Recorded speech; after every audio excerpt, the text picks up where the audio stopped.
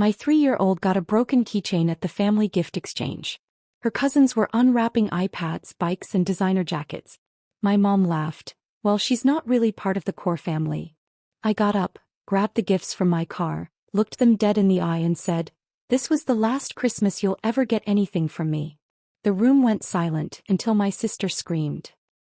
I didn't even realize Christmas could hum with tension until that moment. You know how holiday noise usually feels warm? Wrapping paper ripping, kids yelling, someone burning cookies in the kitchen, fake cheer layered over old grudges? That kind of chaos. Except this time the sound shifted. It wasn't joy anymore, it was pressure. Like the room itself was holding its breath, waiting to see how much I'd tolerate. Let me back up a little because context matters. Every year my family insists on a big gift exchange. For the kids, my mom always says as if that makes everything pure and fair by default. And every year I tell myself it'll be different this time. Every year I'm wrong. We were all squeezed into my parents' living room. The tree was overdressed. Ribbons, ornaments, glitter everywhere. Phones were already recording before the kids even sat down. My sister's kids went first, of course. They always do. An iPad.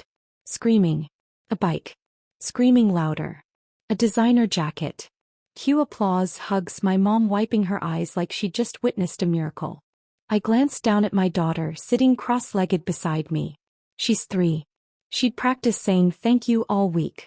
She was vibrating with excitement, clutching her little bow-covered gift like it was treasure. Then it was her turn. She climbed into my lap, warm, trusting, completely unaware of how cruel adults can be without even trying. I helped her tear the paper, slow and careful, because she wanted to do it herself. Inside was a keychain. Not a toy. Not even a new one. A scratched-up keychain. The metal was dull. The little charm barely hung on. And when she shook it once, the clasp snapped and hit the floor with a sad little click. She froze. Then she picked it up, examined it seriously, and smiled at me. "Mama," she said, soft and proud, "it's shiny." That smile, I need you to understand this. That smile almost broke me in half. Because she didn't know. She didn't compare. She didn't question why her cousins had boxes the size of her entire torso while she had something that looked like it came from the bottom of a junk drawer. I swallowed. Hard. And that's when my mom laughed. Not a nervous laugh. Not a whoops. Real laugh. Comfortable. Familiar. The kind that assumes everyone's on the same page. "Well," she said, waving her hand like she was brushing crumbs off the table, "she's not really part of the core family." I felt the room tilt. Do you know that feeling when something old comes rushing back all at once? Every holiday where I was the afterthought. Every reminder that I didn't quite fit. Every time I was told I was too sensitive for noticing patterns that were impossible to miss. And suddenly it wasn't about a keychain. It was about my daughter learning, right there at 3 years old, that love in this family had tears. I stood up. I didn't yell. I didn't cry. My hands were shaking, but my face felt weirdly calm. Almost clear. Like something finally clicked into place. I walked out to my car. No one stopped me. No one asked if I was okay. Now pause for a second. What would you have done here? Left quietly and swallowed it like every other year? Or done what I did next? Because I opened my trunk and grabbed the gifts I'd brought. Thoughtful gifts. Expensive ones. Personalized ones. The kind I'd stayed up late ordering because I still believed effort mattered. I walked back inside. The room went quiet as soon as they saw my arms were full. I set the gifts down one by one right in front of the tree. I looked at my mom, my sister, everyone who'd stayed silent. And I said clearly, evenly, "This was the last Christmas you'll ever get anything from me." You could hear the heat click on. No kids laughing. No phones recording. Just shock. Then my sister shot to her feet, face red, voice sharp enough to cut glass. "You're overreacting." And that's when everything truly unraveled. Because what she said next, and what I finally told them about why I was done, turned this from an awkward moment into a family reckoning. Do you think I went too far? Or do you think I waited far too long? Very soon I'll tell you what happened after that scream, and why my mom's reaction changed everything. I didn't sit back down. That detail matters more than it sounds. Because sitting would have meant surrendering the moment. It would have meant letting everyone believe this was just another emotional flare-up that would pass if they waited me out long enough. Instead I stayed on my feet, my daughter on my hip, her little arm looped around my neck, the broken keychain clutched in her fist like proof. My sister's words were still hanging in the air. "You're overreacting." She said it loud. Almost triumphant. The way people do when they think they found the magic phrase that shuts everything down. I stared at her for a second, then let out a short, breathy laugh. The kind you make when reality feels slightly unreal. "Overreacting." I repeated. Did anyone else hear what Mom just said? My sister rolled her eyes so hard I thought they might stick. "Oh my God. Here we go. You always do this. You take something small and turn it into a whole production." Around us, the room had gone into shutdown mode. My dad suddenly needed to check his phone. My aunt busied herself stacking wrapping paper that didn't need stacking. The kids sensed the shift and went quiet instinctively. No one wanted to touch this. I adjusted my daughter on my hip. She rested her head against my shoulder, completely relaxed, completely safe. And that contrast nearly knocked the air out of my lungs. "She's 3, I said quietly. No one answered. I waited. Counted to 3 in my head. Still nothing. "So," I continued, my voice steady but low, "I'm just trying to understand. Can someone explain how this," I nodded toward the broken keychain, "makes sense next to bikes and iPads?" My mom finally spoke, and of course it came with a sigh. "Is it the one she uses when she wants everyone to know how exhausted she is by me? Not everything has to be equal," she said. "You're raising her to be entitled." Entitled. That word hit me harder than the joke had. I felt heat rise up my neck. "Entitled," I repeated slowly. "For expecting basic consideration?" My mom shrugged. She shrugged. "You chose a different life. We do what we can." Different life. I'd heard that phrase my entire adulthood. Different choices. Different priorities. Different rules. It was their favorite way of justifying why I always got less. Less patience, less support, less generosity, while pretending it was neutral. I looked down at my daughter again. She was quietly playing with the broken clasp, humming to herself, utterly unaware of the social hierarchy she'd just been assigned a place in. And suddenly I wasn't standing in that living room anymore. I saw future Christmases where she'd noticed the difference. Future birthdays where her gifts were late or forgotten. Future car rides where she'd ask me, "Did I do something wrong?" And I knew deep, bone deep, that if I let this slide I'd be complicit. I bent down and reached into one of the gift bags I'd brought. My sister noticed first. Her eyes flicked to the logo, then back to my face. "Wait," she said quickly. "What are you doing?" I pulled the gift out and held it up. "This was for you," I said calmly. "I spent weeks picking it out." Her expression shifted. Confusion. Then concern. I reached into another bag. "This was for your husband." Another. "Mom, this one was yours." The recognition spread like wildfire. They knew what these were. They knew how much they cost. They knew the effort behind them. My sister stepped forward. "Hey, stop. This is ridiculous." "I'm not finished," I said, my voice still even. I placed each gift back into its bag and closed them carefully. No dramatics. No throwing. Just finality. "These gifts are going back to my car," I said.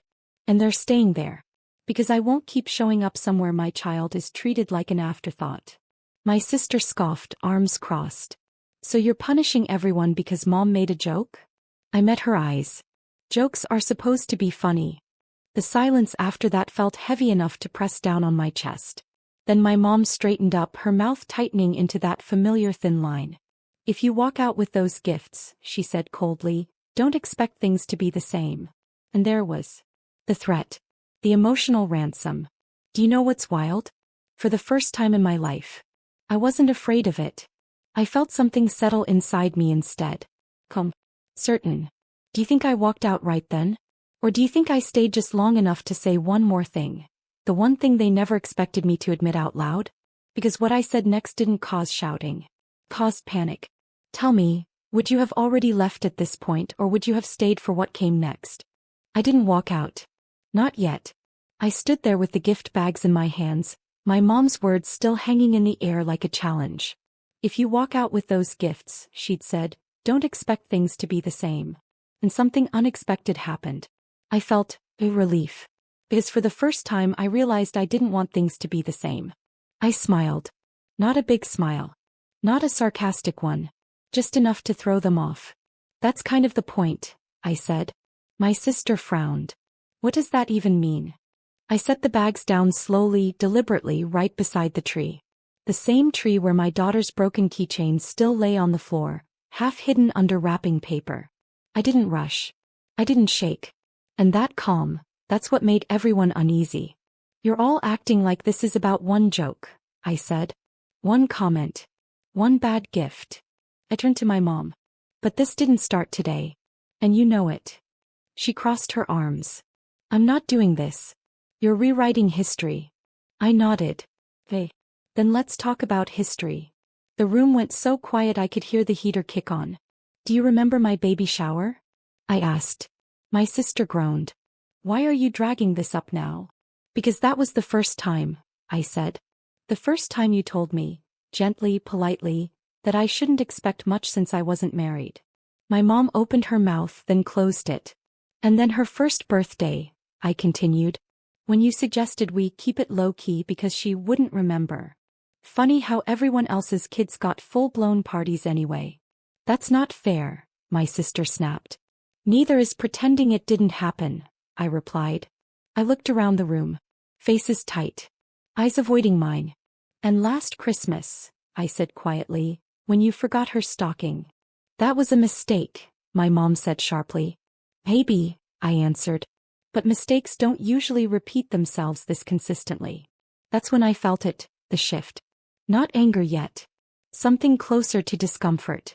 Like they were finally realizing I wasn't improvising. I was listing facts. Then I did something no one expected. I didn't plan to say any of this today, I said. I actually came hoping it would be normal.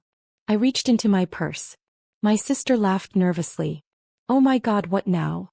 I pulled out an envelope. Thick, official looking. My mom's face changed instantly. Not anger. Fear. What is that? She asked. It's an email, I said. From Aunt Carol. Silence slammed into the room. My mom whispered, Why would she email you? Because she felt guilty, I replied. And because she assumed I already knew. I opened the envelope and read slowly, clearly. She wrote that when you all planned this Christmas there was a conversation. About budgets. About who needed bigger gifts. And about how my daughter wouldn't notice the difference anyway. That's not how it was meant, my sister yelled. Intent doesn't erase impact, I said calmly. I folded the letter and slid it back into the envelope. The surprise here, I continued, isn't that this happened. It's that you all thought I wouldn't notice. Or that I'd keep swallowing it. My daughter stirred in my arms, rubbing her eyes. Mama, she whispered, can we go home? That question hit harder than anything else. I picked up the gift bags again. And then, another surprise. My dad stood up. Slowly. Carefully. Like his knees hurt or maybe his conscience did. He cleared his throat. I think, he said, not looking at my mom, that she's right. Every head snapped toward him. My mom stared. What? He exhaled. We've been unfair. For a long time. I felt something in my chest crack open. Not pain this time. Something else. Something I'd given up expecting. My sister whispered, Dad. No, he said quietly. Let her finish. I looked at him, stunned. And that's when I realized, this wasn't just a fight anymore. This was a reckoning. Do you think I accepted his support? Or do you think what my mom said next shattered whatever chance we had left? Because what happened right after that? That's when Christmas truly stopped being Christmas. Tell me, did you see that coming? For one fragile, dangerous moment I thought this might end differently. My dad had spoken. Really spoken. Not with a joke, not with silence, not with one of his usual let's all calm down phrases. I think she's right, he'd said. We've been unfair. For a long time. The room didn't erupt. It locked up. Everyone froze in place like a paused video. My sister's mouth opened slightly, then closed. My aunt stared at the carpet as if it suddenly held the answers to life. Even the kids who'd been fidgeting just seconds earlier went completely still. I stared at my dad. I'd imagined that sentence so many times over the years. Usually late at night, usually after another holiday disappointment. And now that it was real, it didn't feel victorious. It felt heavy. Thank you, I said quietly. Honestly. For a split second hope flickered. Real hope. The kind that's dangerous because it makes you vulnerable. I thought maybe this was the moment where things shifted.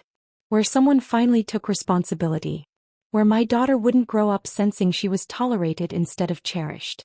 Then my mom laughed. Not loud. Not nervous. A small, sharp sound. Cutting. "Oh please," she said. "Don't start this now." My stomach sank. "You're really going to gang up on me?" she continued, shaking her head. "On Christmas of all days?" There was the pivot. The flawless, practiced move where accountability turned into persecution. My dad rubbed his face. "That's not what's happening." "Yes it is," my mom snapped. "She's always been like this. Always looking for reasons to feel wronged." I felt something tighten in my chest. "Mom," I said carefully, "this isn't about me feeling wronged." She waved me off without even looking at me. "Ever since you got pregnant you've wanted special treatment. You made different choices and now you want everyone else to pay for them." Different choices. There it was again. The same phrase. The same judgment wrapped in neutrality. I took a step forward. "Do not talk about my daughter like she's a consequence." My mom's lips pressed into a thin line.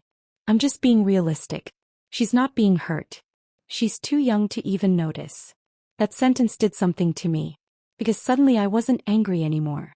I was cold. I looked down at my daughter. She was awake now, quiet, studying faces the way kids do when they don't understand the words but feel the tension crawling under their skin. "You're wrong," I said softly. "She notices tone. She notices exclusion. And one day she'll notice patterns." My sister jumped in, voice tight. "Can we stop? Seriously. You're ruining Christmas." I let out a breathless laugh. "No. Christmas was ruined the moment you decided my child mattered less and assumed I'd accept it." I bent down and picked up the broken keychain from under the tree. The metal was cold in my hand. "Keep." Thoughtless. I held it up. "This," I said slowly, "is what you gave her." No one spoke. "I want you to really look at it," I continued. "Because she won't remember this day. But I will. And I'll remember who laughed." My mom crossed her arms. Defensive now. Cornered.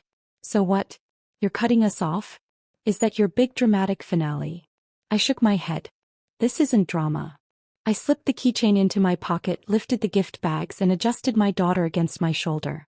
"This is a boundary." I turned toward the door. And that's when my mom said it. "If you walk out," she said, voice flat, calculated, "don't bother coming back." I stopped. Not because I was afraid, but because I finally understood something. She wasn't trying to stop me. She was trying to test me. Trying to see if I'd fold like I always had. I turned back around slowly. And when I spoke, my voice wasn't angry. It wasn't loud. It was calm. Final. "Then I guess this is goodbye, unless you're willing to treat my daughter like family." The silence after that was absolute. My mom's confidence faltered for the first time all night. My sister whispered my name. My dad looked like someone had punched the air out of his lungs. I opened the door. Cold air rushed in. And behind me I heard something I never expected, not from my mom but from someone else entirely. A voice breaking. Begging. "Do you think it was my sister? Or do you think it was my mom?" Realizing too late that she'd pushed too far? Because what happened next changed the power dynamic forever. The begging didn't come from my mom. It came from my dad. "Wait," he said, and his voice cracked so badly the room physically shifted. "Please. Don't leave like this." I stopped in the doorway. Cold air poured in from outside, brushing against my face, but my chest felt hot, tight, like I'd been holding my breath for years and was only just realizing it. I didn't turn around right away. "I'm not leaving angry," I said quietly. "I'm leaving honest." When I finally faced them, my dad was standing fully now, no phone, no distractions. Just him. My mom looked smaller than I'd ever seen her. Not powerful. Not sharp. Just human. "She's right," my dad said again, firmer this time. "And if we lose her and that little girl because we couldn't admit we were wrong, then that's on us." My sister whispered my name like she was afraid I'd disappear if she said it too loudly. My mom opened her mouth. Closed it. Then tried again. "I didn't mean it," she said, her voice shaking. "I swear I didn't mean to hurt her." I nodded. "I believe you. But I need you to understand something." I looked down at my daughter, her head resting against my shoulder, her tiny fingers curled into my sweater. She doesn't need perfect grandparents, I continued. She needs safe ones. Ones who don't rank love. Ones who don't laugh when she's the smallest person in the room. My daughter lifted her head and looked at my mom. Bye, Grandma, she said softly, giving a little wave. That broke her. Not dramatically. Not loudly. Her face crumpled and real tears spilled. The kind you can't fake, the kind that scare you because they mean something has actually cracked open. I don't want to lose you, she whispered. Or her. I took a long breath.